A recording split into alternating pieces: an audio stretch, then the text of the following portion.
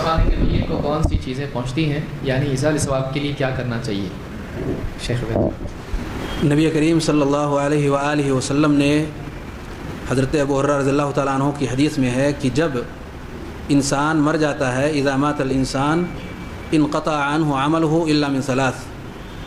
3 اعمال کو چھوڑ کر کے اس کے باقی جتنے بھی اعمال ہیں سب منقطع ہو جاتے ہیں، اس کا کوئی بھی اجر اس تک نہیں پہنچتا، سلسلہ عمل کا بند ہو گیا۔ 3 قسم کی چیزیں نبی کریم صلی اللہ علیہ وسلم نے ذکر کی ہیں، جن میں سے صدقہ جاریہ ہے جو اس نے اپنے پیچھے چھوڑا، یا وہ علم جس سے لوگ فائدہ اٹھا رہے ہیں، یا اس کا اپنا بچہ جو اس کے لیے دعا کر رہا ہے۔ یہ 3 چیزوں کو نبی کریم صلی اللہ علیہ وآلہ وسلم نے ذکر کیا کہ اگر یہ سلسلہ جاری ہے تو اس کا اجر، اس کا ثواب میت کو اس کے مرنے کے بعد بھی پہنچتا رہے گا۔ اس حدیث میں 3 چیزوں کا نبی کریم صلی اللہ علیہ وسلم نے ذکر کیا ہے۔ اس کے علاوہ بھی کچھ اور احادیث ہیں جن سے یہ پتہ چلتا ہے کہ کچھ اور بھی چیزیں ہیں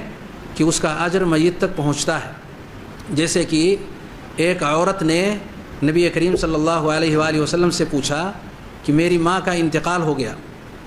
اگر وہ کچھ بولتی، اگر وہ کچھ کہتی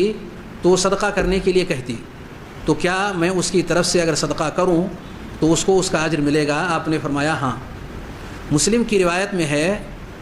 بغیر اس کے کہ اگر وہ کچھ بولتی تو صدقہ کے لیے بولتی، بلکہ اس میں صرف اس قدر ہے کہ میری ماں کا انتقال ہو گیا، کیا اگر میں اس کی طرف سے صدقہ کروں تو اس کا اجر اسے ملے گا؟ نبی کریم صلی اللہ علیہ وسلم نے فرمایا ہاں۔ اس طرح کی روایات سے اہل علم نے استدلال کیا کہ میت کی طرف سے اس کی زندگی کے بعد اگر اس کے گھر والے، اس کے قریبی، اس کے رشتہ دار اگر اس کے لیے کچھ مال خرچ کرتے ہیں تو اس کا اجر اللہ رب العالمین اسے دے گا۔ وہ مال چاہے صدقہ جاریہ کے طور پر ہو یا ایسا صدقہ ہو کہ دوسرا آدمی اٹھائے فائدہ اور وہ پھر ختم ہو جائے۔ اسی طریقے سے اگر کوئی شخص دنیا سے چلا گیا اور اس کی طرف سے اس کے گھر والوں نے، اس کے قریبی لوگوں نے حج اور عمرہ کیا، تو حج اور عمرہ اگر اس کی طرف سے کرتا ہے تو اس کا بھی اجر اللہ رب العالمین